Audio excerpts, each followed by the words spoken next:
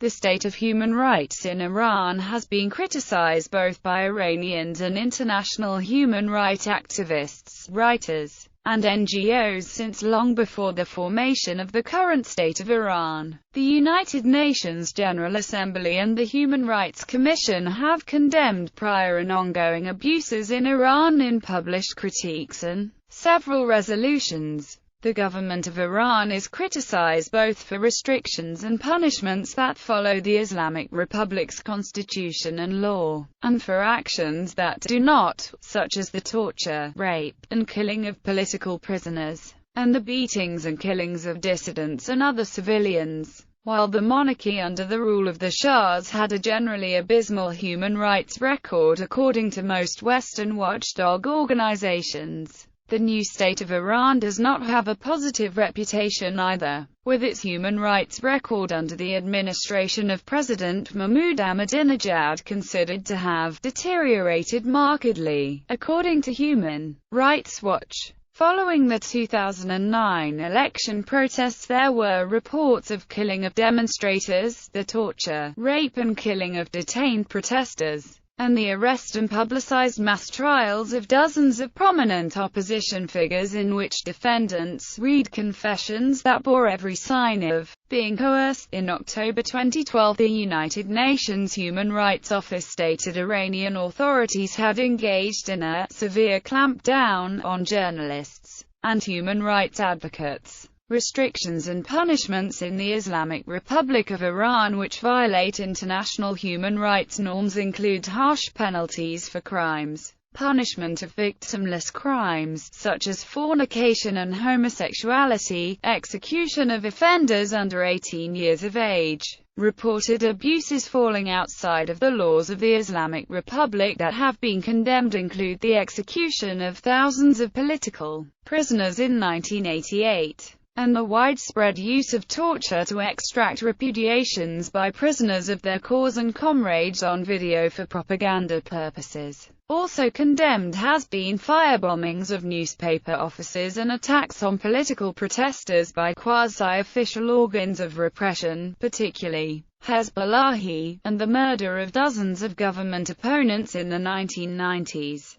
allegedly by rogue elements of the government. Officials of the Islamic Republic have responded to criticism by stating that Iran has the best human rights record in the Muslim world, that it is not obliged to follow the West's interpretation of human rights, and that the Islamic Republic is a victim of biased propaganda of enemies, which is part of a greater plan against the world of Islam. According to Iranian officials, those who human rights activists say are peaceful political activists being denied due process rights are actually guilty of offenses against the national security of the country. And those protesters claiming Ahmadinejad stole the 2009 election are actually part of a foreign-backed plot to topple Iran's leaders. Background: the imperial state of Iran, the government of Iran during the Pahlavi dynasty, lasted from 1925 to 1979. During that time, two monarchs, Reza Shah Pahlavi and his son Mohammad Reza Shah Pahlavi, employed secret police, torture, and executions to stifle political dissent.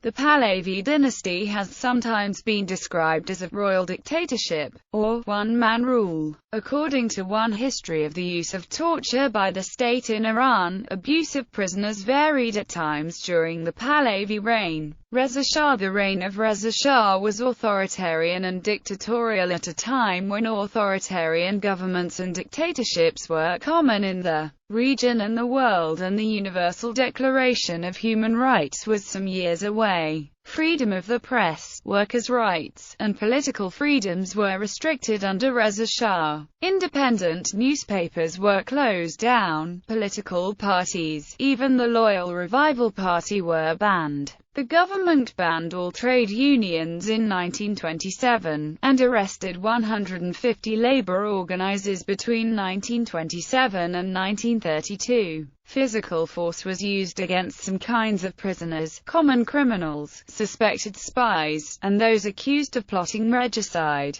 Burglars in particular were subjected to the bastinado and the strappado to reveal their hidden loot. Suspected spies and assassins were beaten, deprived of sleep, and subjected to the capone, which sometimes caused a joint to crack. But for political prisoners, who were primarily communists, there was a conspicuous absence of torture. Under Reza Shah's rule, the main form of pressure was solitary confinement and the withholding of books, newspapers, visitors, food packages, and proper medical care. While often threatened with the capone, political prisoners were rarely subjected to it. Mohammad Reza Shah Mohammad Reza became monarch after his father was deposed by Soviets and Americans in 1941. Political prisoners were released by the occupying powers, and the Shah no longer had control of the parliament. But after an attempted assassination of the Shah in 1949, he was able to declare martial law, imprison communists and other opponents,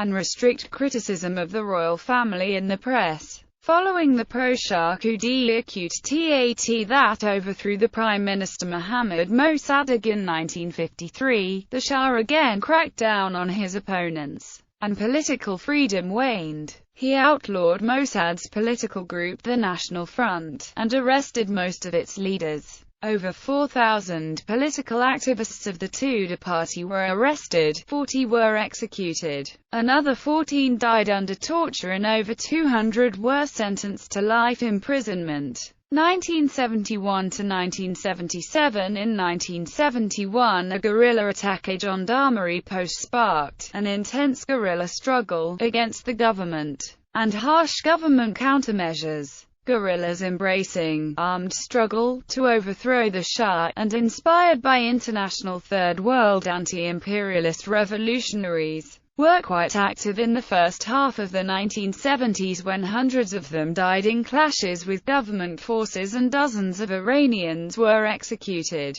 According to Amnesty International, the Shah carried out at least 300 political executions. Torture was used to locate arms caches, safe houses and accomplices of the guerrillas, in addition to its possible ability to persuade enemies of the state to become supporters instead. In 1975, the human rights group Amnesty International, whose membership and international influence grew greatly during the 1970s, issued a report on treatment of political prisoners in Iran that was extensively covered in the European and American press. By 1976, this repression was softened considerably thanks to publicity and scrutiny by numerous international organizations and foreign newspapers, as well as the newly elected President of the United States, Jimmy Carter. Islamic Revolution. During the 1978-79 overthrow of the Pahlavi government, protesters were fired upon by troops and prisoners were executed. The real and imaginary human rights violations contributed directly to the Shah's demise. The 1977 deaths of the popular and influential modernist Islamist leader Ali Shariata and the Ayatollah Ruhollah Khomeini's son Mustafa were believed to be assassinations perpetrated by SAVAK by many Iranians. On September 8, 1978, troops fired on religious demonstrators in Jaleh Square. The clerical leadership announced that thousands have been massacred by Zionist troops. Michel Foucault reported 4,000 had been killed, and another European journalist reported that the military left behind a carnage. The revolutionary government's official figure for the total killed by the Shah's forces during his overthrow is 60,000. Post-revolution, the Islamic Revolution is thought to have a significantly worse human rights record than the Pahlavi dynasty it overthrew. according to political historian Ervand Abrahamian, whereas less than 100 political prisoners had been executed between 1971 and 1979. More than 7,900 were executed between 1981 and 1985. The prison system was centralized and drastically expanded. Prison life was drastically worse under the Islamic Republic than under the Pahlavish. One who survived both writes that 4 months under Warden Lajavadi took the toll of 4 years under Savak. In the prison literature of the Pahlavi era, the recurring words had been boredom and monotony. In that of the Islamic Republic they were fear, death, terror, horror, and most frequent of all, nightmare. However, the vast majority of killings of political prisoners occurred in the first decade of the Islamic Republic, after which violent repression lessened. With the rise of the Iranian reform movement and the election of moderate Iranian President Mohammad in 1997, numerous moves were made to modify the Iranian civil and penal codes in order to improve the human rights situation. The predominantly reformist parliament drafted several bills allowing increased freedom of speech, gender equality, and the banning of torture. These were all dismissed or significantly watered down by the Guardian Council and leading conservative figures in the Iranian government at the time. According to The Economist magazine, the Tehran spring of 10 years ago has now given way to a bleak political winter. The new government continues to close down newspapers, silence dissenting voices, and ban or censor books and websites. The peaceful demonstrations and protests of the Khatami era are no longer tolerated. In January 2007, security forces attacked striking bus drivers in Tehran and arrested hundreds of them. In March, police beat hundreds of men and women who had assembled to commemorate International Women's Day. International criticism since the founding of the Islamic Republic. Human rights violations of religious minorities have been the subject of resolutions and decisions by the United Nations and its human rights bodies,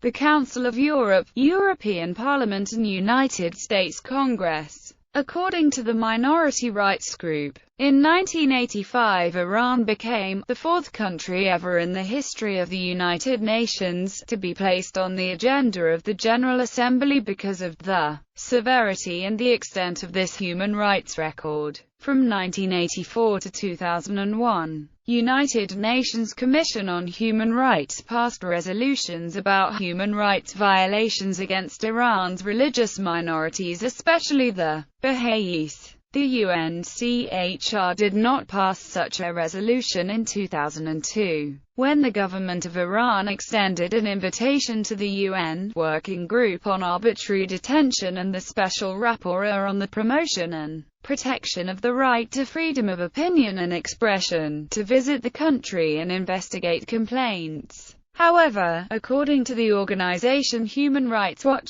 when these officials did visit the country, found human rights conditions wanting and issued reports critical of the Islamic government.